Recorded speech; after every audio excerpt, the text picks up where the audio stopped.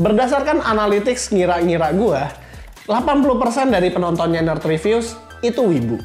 Dan kali ini kita mau nge-review barang yang kalian mungkin akan suka.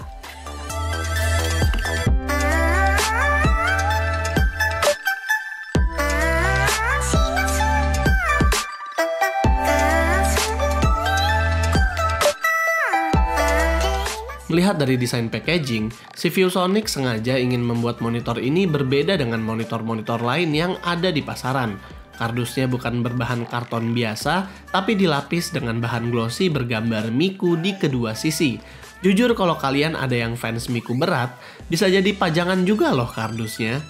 Saat unboxing, isinya sih nggak terlalu berbeda dengan monitor yang lain. Kelengkapannya itu ada panelnya, kaki, tiang, kabel power 2, US dan Indonesia, dan juga ada satu monitor cover yang ada gambar Mikunya yang ini gimana ya, gue bisa bilang ini bagus banget lah. Monitor ini sendiri sebenarnya nggak punya aspek yang terlalu spesial kecuali mempunyai color palette yang sama dengan Hatsune Miku, yaitu biru, putih, dan juga pink. Kalau kita lihat bagian bawah, bahkan sampai tombol-tombol untuk navigasikan monitornya itu juga warnanya pink gitu. Bahkan boot up animation dan warna UI menunya itu juga warnanya biru pink gitu, ngikutin color paletnya Miku. Hampir dari semua aspek monitor ini dibuat untuk mensimbolisasikan Hatsune Miku banget. Dari kakinya bahkan sampai belakang monitornya itu juga. Tapi kalau secara spek sih ya jujur aja ini monitor sih biasa aja. Tapi bukan berarti monitornya jelek ya. Panel 24 inch-nya menggunakan resolusi Full HD dengan refresh rate masih di 60Hz. Namun saat kita coba cek menggunakan Spider, color gamutnya termasuk tinggi loh. Bezelnya juga tipis, termasuk monitor yang estetik banget kalau mau dipasang di atas meja. Namun sayangnya monitor ini belum ada kabel manajemennya sendiri. Jadi cablingnya itu masih kelihatan banget. Kalau fitur-fitur lain dari monitor ini yang mencolok banget sih, nggak ada yang gimana banget ya.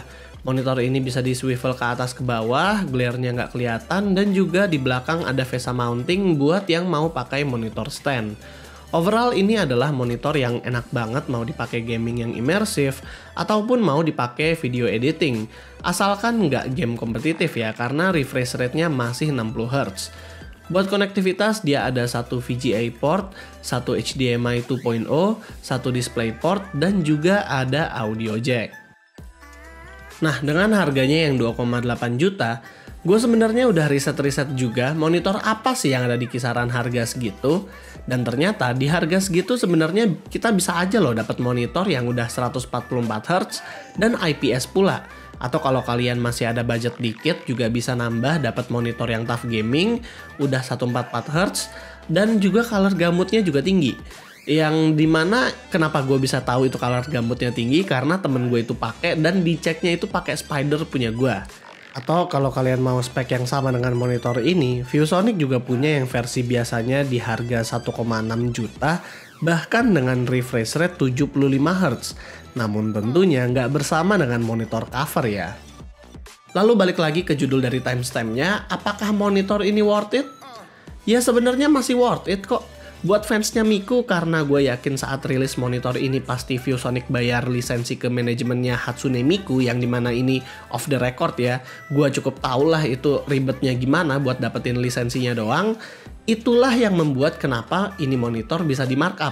Karena pembelinya belum tentu banyak, speknya nggak terlalu menonjol, tapi mereka harus balik modal dengan lisensi tersebut. Dan itu maklum di dunia bisnis.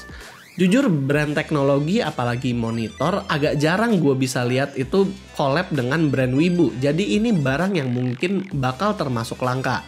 Dan juga apabila kita lihat secara general, sebenarnya layarnya ini juga not bad kok. Dia color gamutnya tinggi dan juga bezelnya tipis.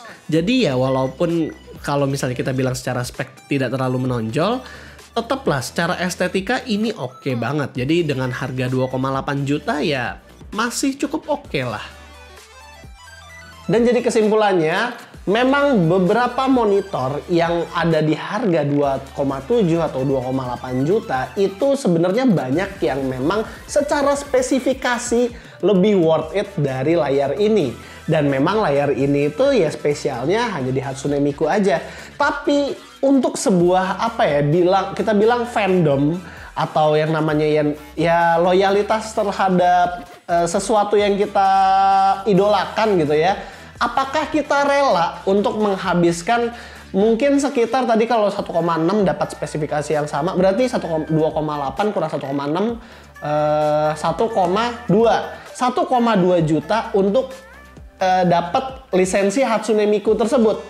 Kalau misalnya gue sendiri memang gue akuin gue bukan yang fans yang mengidolakan banget Hatsune Miku, tapi kalau misalnya ada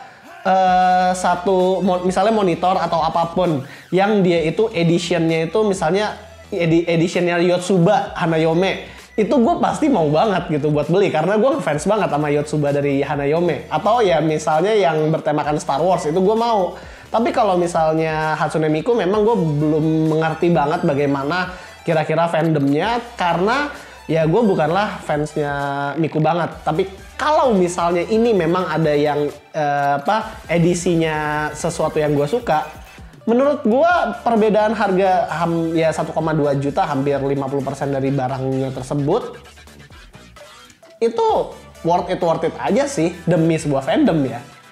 Dan jadi itulah paling video dari gue. Kalau misalnya kalian suka dengan videonya, jangan lupa untuk kasih kita like, share, dan subscribe. Dan yang terakhir di sini gue Rizky, always stay safe.